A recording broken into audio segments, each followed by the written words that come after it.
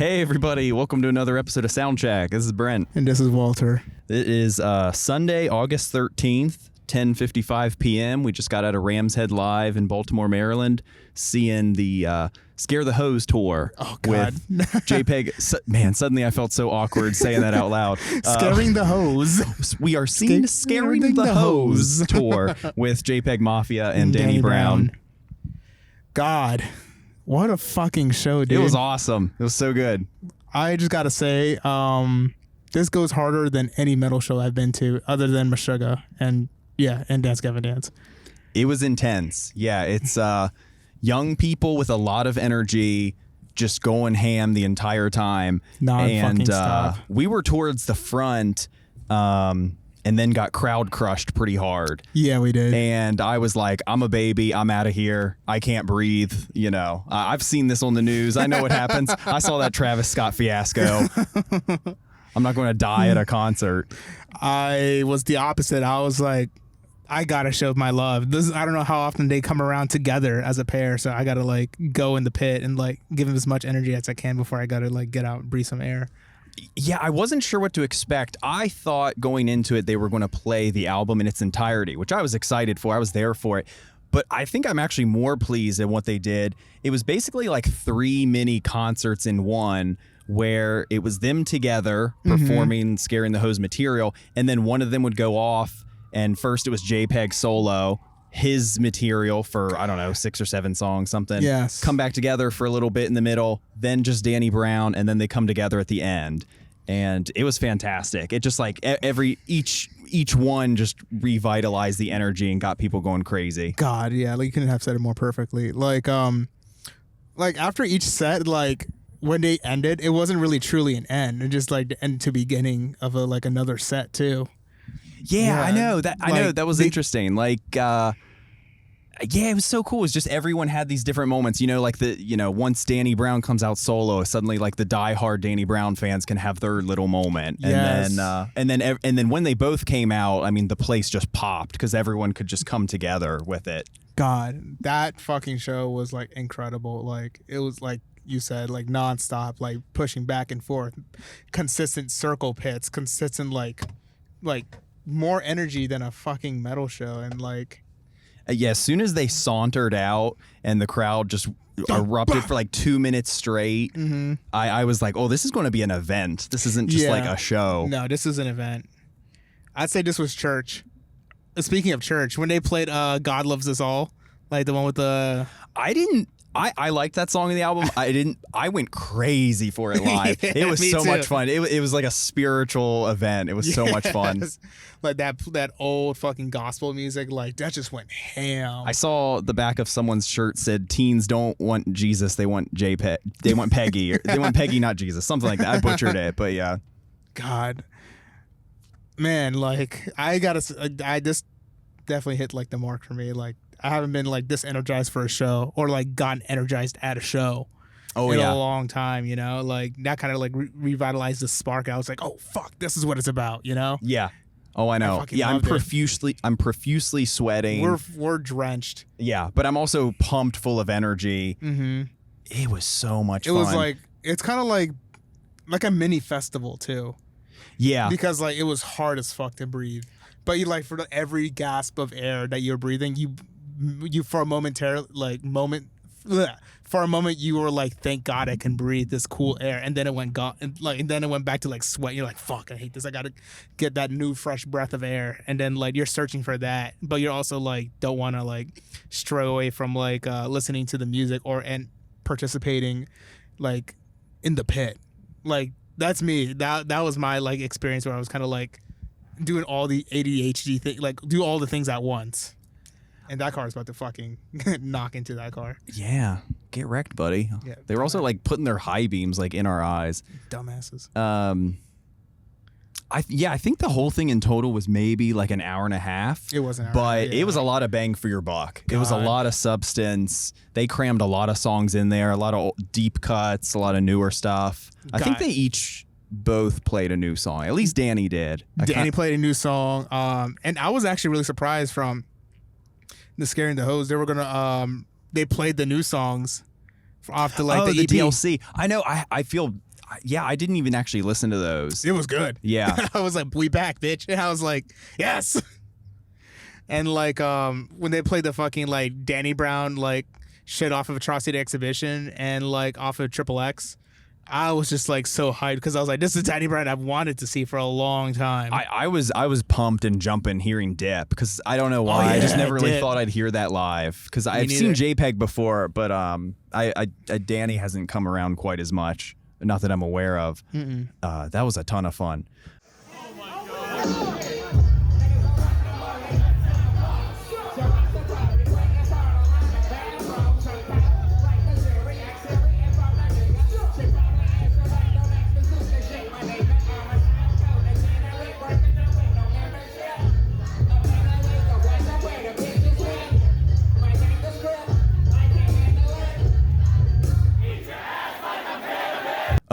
Real quick before, because we can go on with the two of them so quick, there was an opener. There was. Named DJ Dave. Yes. And it was this young woman came out, and I looked it up. Well, anyway, she goes up. She's got her DJ equipment and a laptop, and then she was coding the entire time. She was coding the set. Yeah, there was. They had a big digital backdrop, behind them. Yeah, that had a bunch of different visualizers, and for her, it was a live feed of her computer, and she was.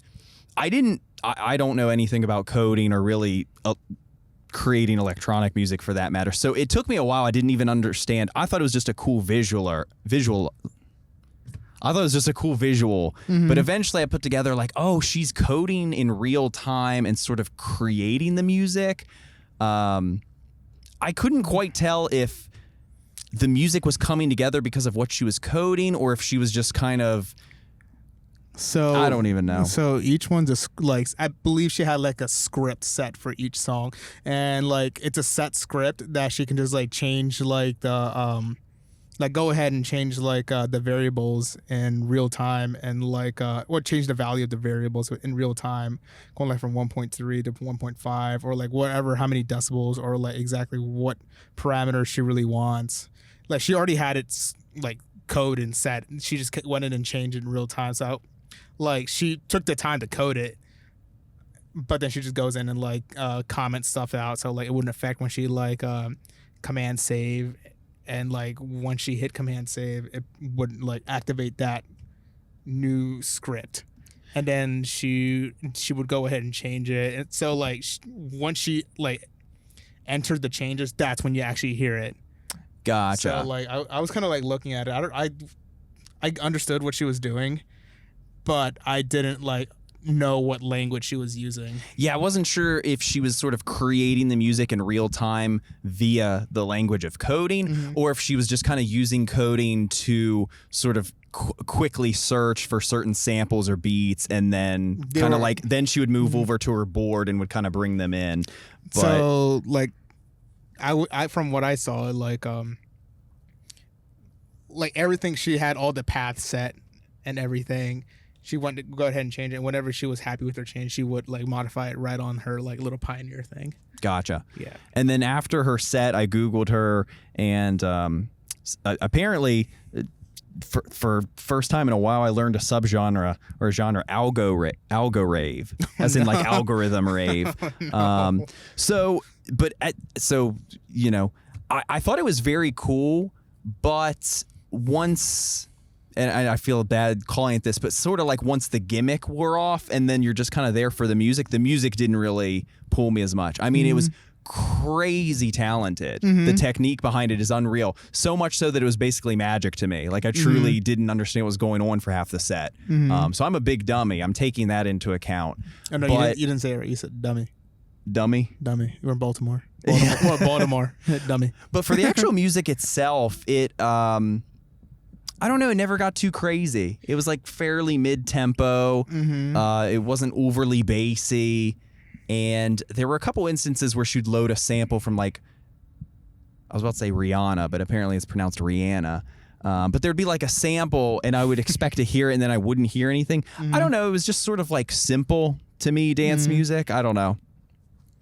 Yeah, I can definitely see that. I mean, like, I feel like it's a cool talent to have, but like I feel like you would just get way more out of it if you just actually like use the DAW, you know?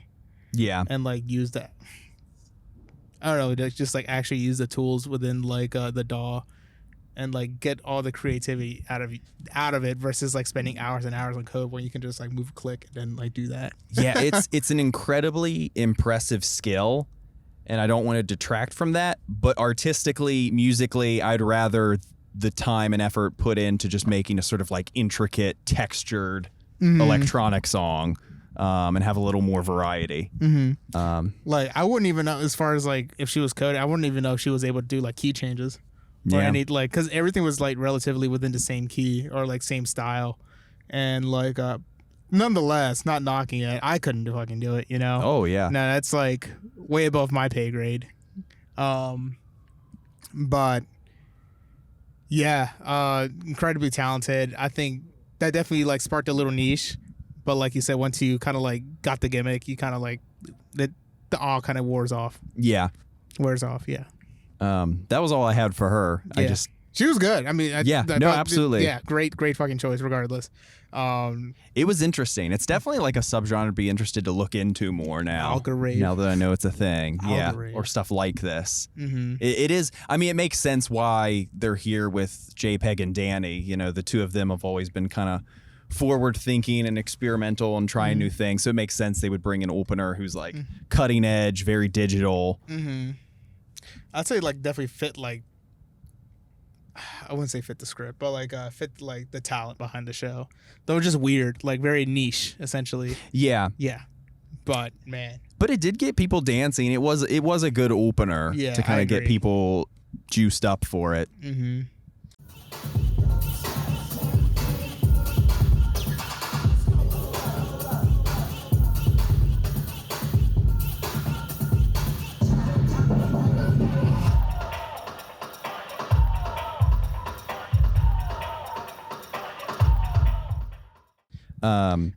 Let me fucking talk about like the guy who fucking smelled like fucking ass that like slithered through us. Jesus Christ. God, I saw this man like slithering as slow as possible. Like this man was too high for his own good. Yeah, sunglasses on, and it wasn't even like he was. Yeah, he just sort of like slid through people and just kind of pushed you aside. And I was just like, are you fucking kidding me? And then occasionally he'd have one of those what are those Elf bar. Is that what they're called now? Yeah, it's like the real fruity vape stuff, and then he would just blow it and it would all come right back in your face. One of the most inconsiderate motherfuckers I've ever met. Like he smelled. I really a lot of BO tonight. Lots of BO. Jesus Christ. He smelled like a Wookiee. It alternate, the smells alternated between awful BO and then too much cologne and weed. Yeah. And like I was like, thank God it smells like cologne. At least someone like cares. I know, at least there were some reprieves here and there. And like but yeah, I think that was the only motherfucker that was like really kind of like harshed my mellow, as they say. Like this man like had like the fucking workout redneck ass like shades on, at the Elf bar. And like the way he moved too, like he moved so slow. It was strange. Like literally, like he was like, when he went to reach something from his backpack, he was just like. He must have been on another plane. He definitely was on another plane, because I was like, this motherfucker, like please get the fuck out of here. Like, he just smelled so badly, and like, I wish I had a bar of deodorant to like be like, look, man, you smell. Yeah. I did a little extra research than normal because I forget you do that. Yeah. Well, I did it all in. I did a little extra this time just because I don't feel as good off the cuff talking about rap as I do metal. But some things I looked into, there was like I tried to read some interviews and some articles and stuff. I can't remember where I read this one, but I heard from somewhere that supposedly there is a very loose concept to the album where they were kind of, and obviously it's not this literal because the lyrics and the samples and stuff aren't from this time period, but they kind of had a loose concept of like if they had been around like in the 80s or earlier, and you know all the big rap albums that inspired them, if they had been making stuff in that time, Mm-hmm. like this is kind of what it would have been. And it doesn't stick to that clearly. The lyrics are referencing like Elon Musk and modern stuff, but I think it was probably just like a springboard to probably launch some ideas for them. As they would say, concept album. Yeah. And that album cover, I was like, what the fuck is that? Like, how did they just come up with that? The Black Dynamite thing? Yeah, there's a 1973 blaxploitation action film called Sweet Jesus Preacher Man. Oh, shit. And it's basically exactly the cover. They just overlaid their faces on top of it. Oh, that's cool. I just thought that was funny. That's funny as shit. And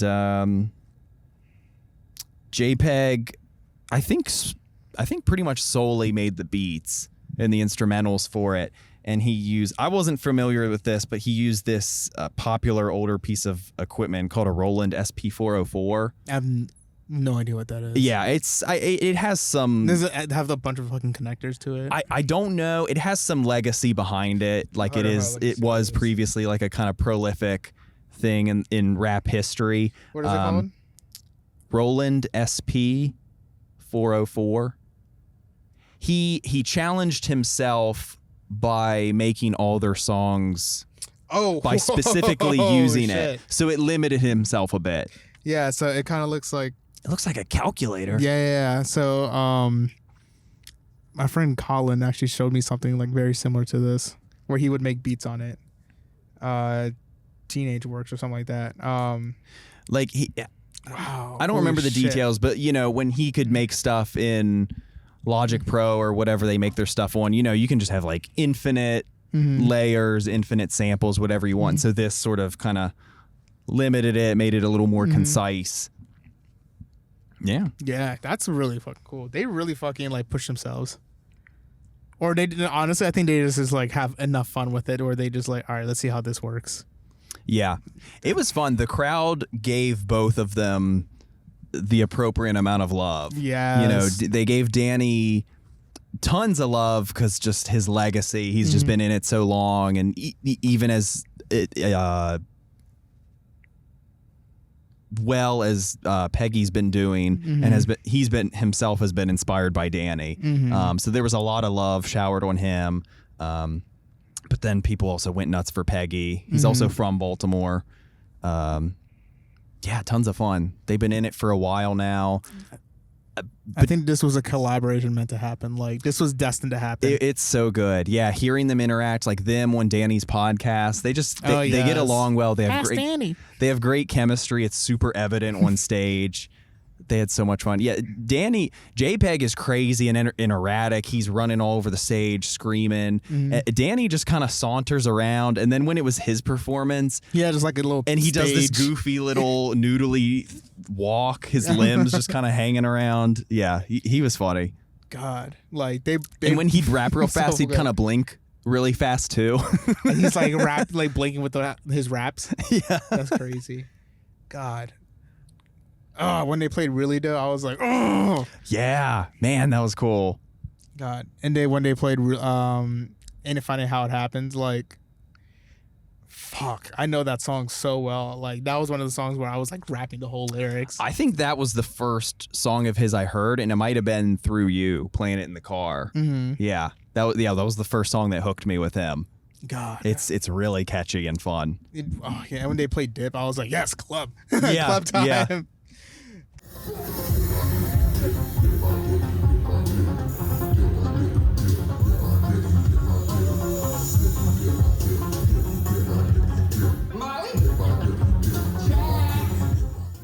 And then like JPEG said, I'm not gonna not show love to JPEG said. Like, I'm not as familiar as with JPEG's music. Like, I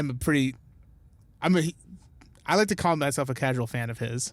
Yeah. A casual fan, and like I'll like listen to his stuff, and it's always very good and very catchy. I always forget the song titles, but like when he played something Calvert Street, like I was like, yeah, I knew he was gonna play it. Yeah, their mini sets were all bangers, and then they'd have like one or two older cuts. What I do like, he also did this last time we saw JPEG. He did Call Me Maybe a cappella. Yeah, he loves that song. Yeah, he does. Yeah, he fucking does. Yeah, when we saw him do that at soundstage. Yeah. He even left the stage and was like walking on top of one of the bars. Oh shit. Yeah. Yeah.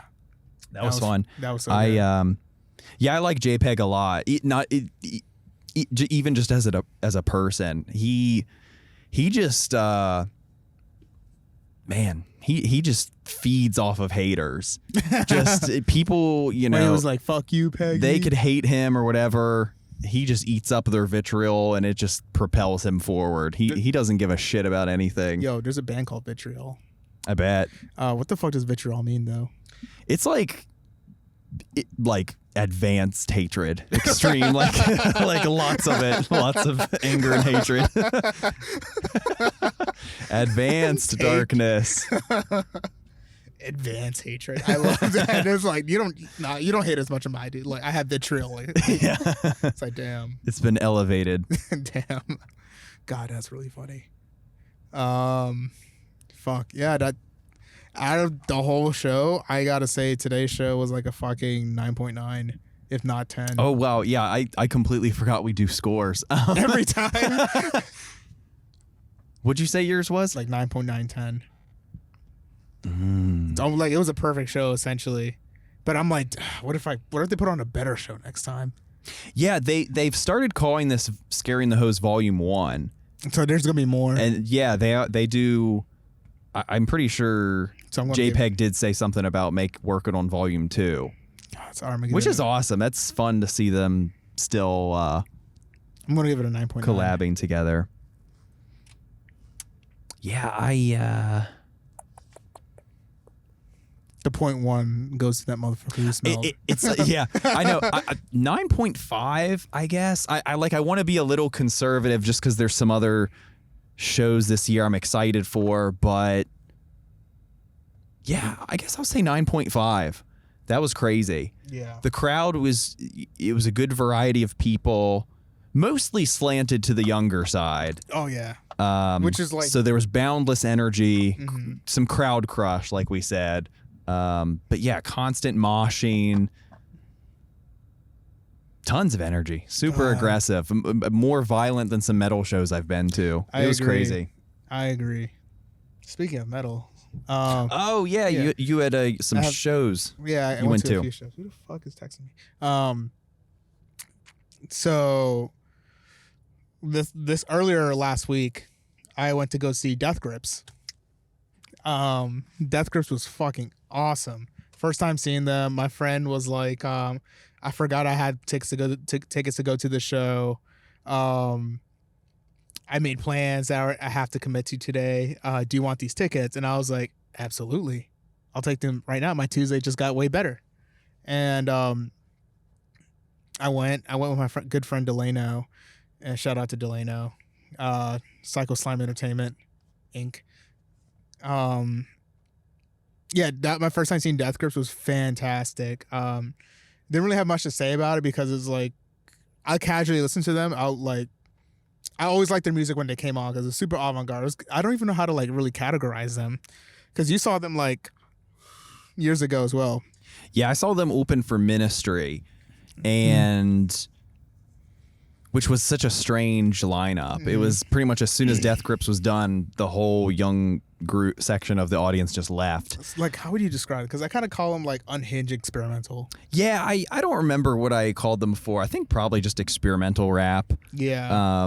When they played Guillotine, I was like, oh shit. When I actually recognized my name. Yeah, weird off-kilter samples and beats. What's that guy's name from Hella? Zach Hill, the drummer. Yeah. Crazy. He's very fucking like good. He's like jazz. Yeah. Like I heard a lot of good like jazz and like marching rudiments like his playing, and I was violent drumming. Yes, I was very much like super impressed because like I think like listening to their records is mild compared to listening to them live. Yeah, and then the other member who does the keyboard or synth and guitar, kind of, they also incorporate like some noise elements and glitch and so a lot of harsh elements coalesce together with their sound. And what was kind of interesting with them, and what I was going to ask if they did with you was when I saw them, they almost did a medley of their songs where they wouldn't do songs in their entirety. They would start a song, go through like up to the first chorus, and then immediately just kind of like blend it into the next song.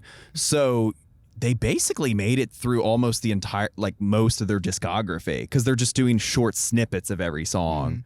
I can't confidently answer on that because like I'm not like too familiar with the like discography, but like what I do know is that like there wasn't a stop.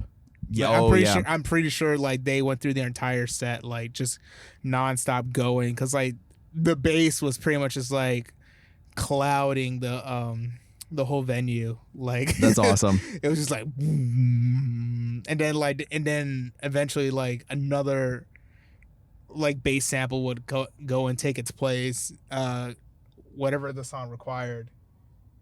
The fuck is that bitch doing? I think she's about to pee. She's fucking peeing. Yeah.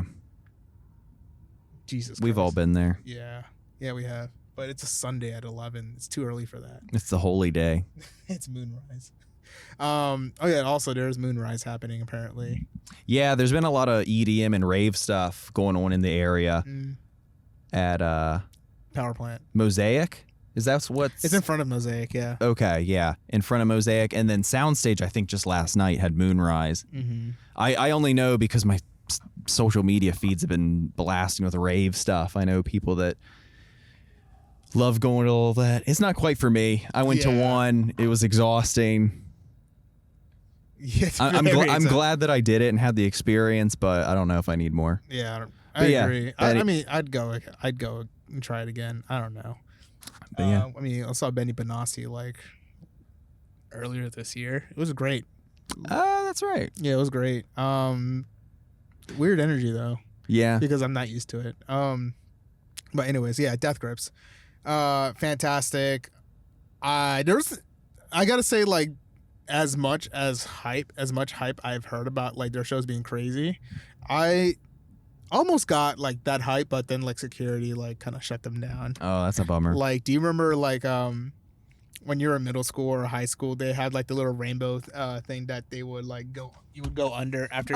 Yeah. So they some people brought that out and like yeah, and they were going under the little parachute, and then me and Elena were like, oh hell yeah, and then security fucking like came and like shut that shit down. And I was like, are you fucking kidding me? Like, boo. Like, this was like kind of like a cool throwback highlight, you know?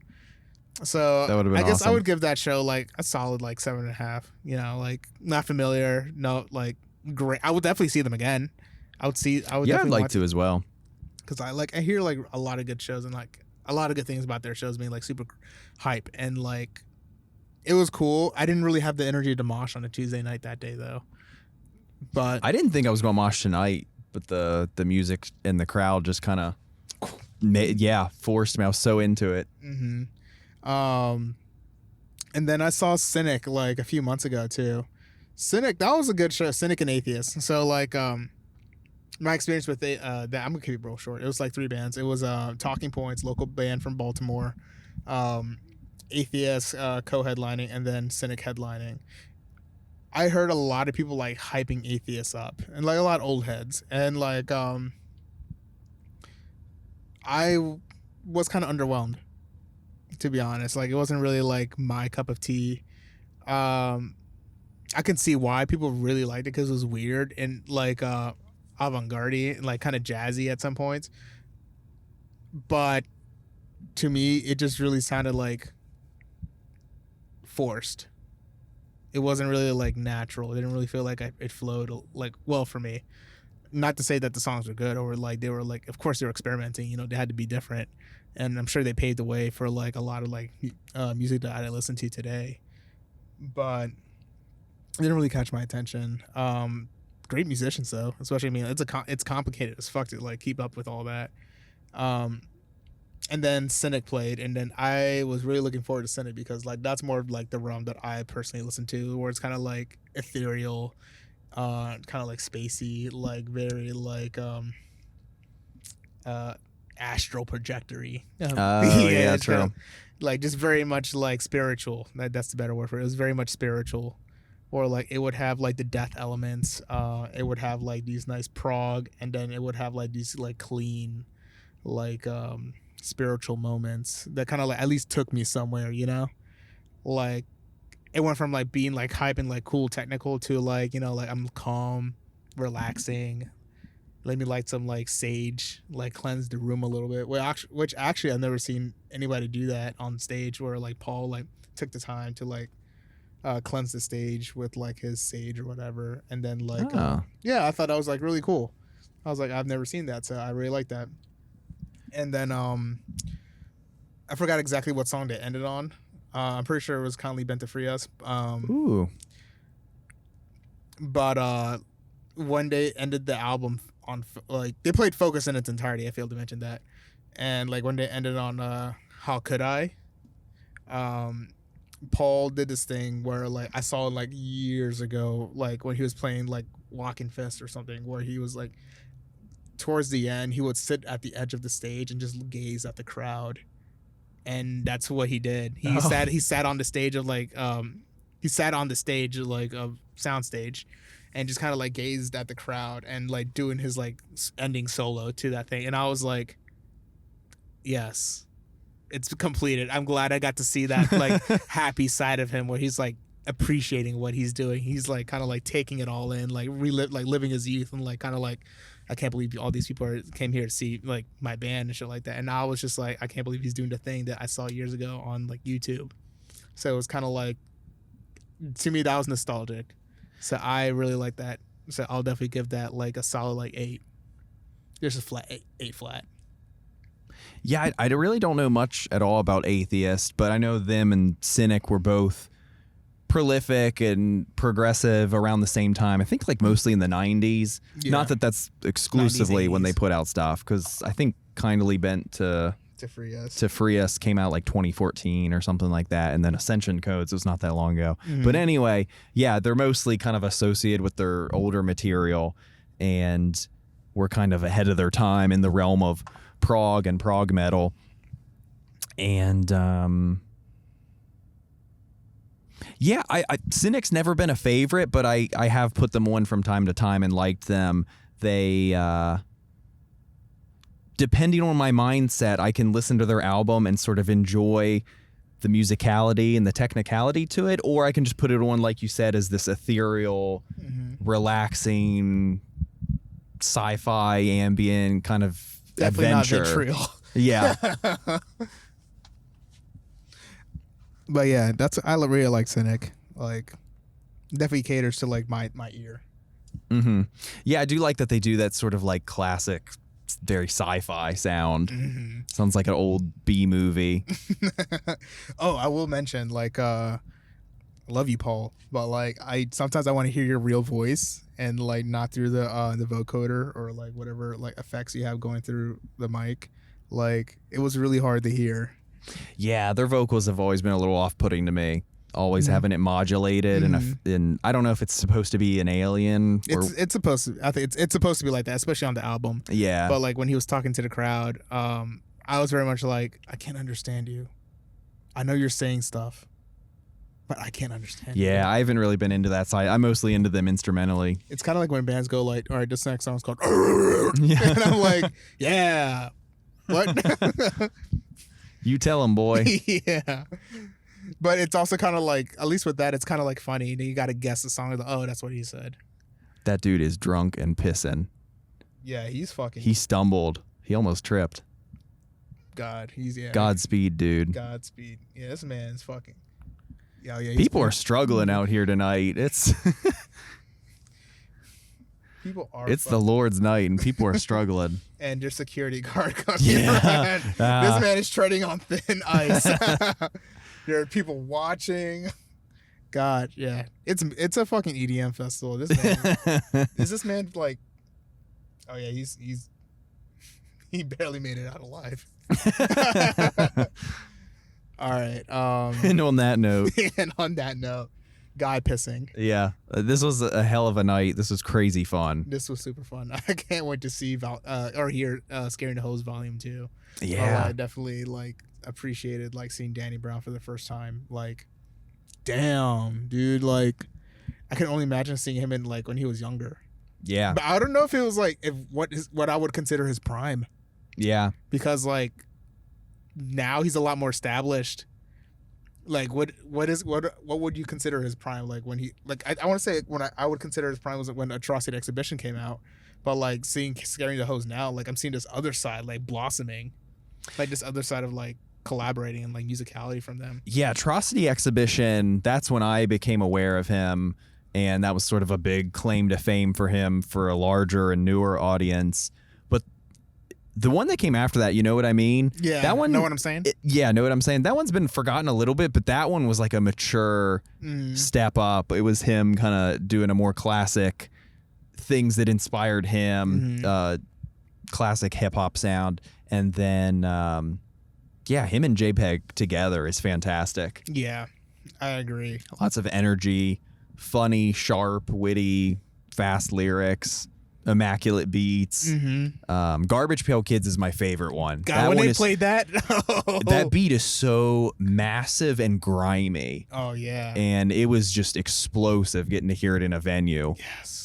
And then when they played Kingdom Hearts 2, that was all. That was really that one cool. was so good. That was for the anime kids. I heard someone next to me was surprised that I don't really know him, but there's a Baltimore rapper named Red Veil. He's featured on that song. He does a little part at the end of it, and the guy was kind of confused, like why he wasn't there. You would think like Baltimore show, the two of them, he'd come in, but I don't know. Sometimes schedules collide. Yeah, but whatever. But yeah, anyway, I was 9.5. 9.9. Yeah, fantastic stuff. Super fun. This goes way harder than any like other recent metal shows I've been to, and like the fans need to fucking pick up their fucking game. Like seriously, these young people, they got bite. They have fucking bite, and then us old heads are like fucking like in the back, like, oh yeah, this is like, you know, you don't really mosh to this, you know. My back was hurting. It feels so good to sit right now. Yeah, I bet it does. So yeah, anyway. Anyways, this is Brent signing off. I forget what we say. Yeah, I'm signing off. This is Walter. This is Brent. See ya. Peace.